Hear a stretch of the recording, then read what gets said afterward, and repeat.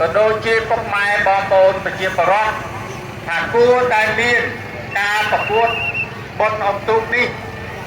គឺយើងអុំក្នុងលក្ខណៈមិត្តភាពមិនទ្រង់ទ្រាយធំទេដើម្បីធ្វើម៉េចកំដរឲ្យពុកម៉ែបងប្អូនមន្ត្រីរាជការកងកម្លាំងប្រដាប់អាវុធក្រុមប្រដាប់ថ្នាក់ទាំងអស់តែអត់នៅពីកិច្ចការងារដែលបានបំពេញហើយសម្រាប់ហើយនឹងបានកំសាន្តក៏សំណូមពរឲ្យរដ្ឋបាលខេត្ត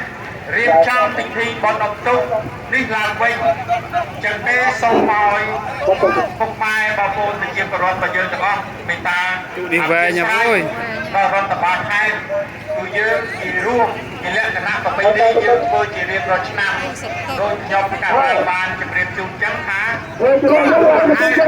មានការឆ្លៀនពៀនពីបណ្ដាមិត្ត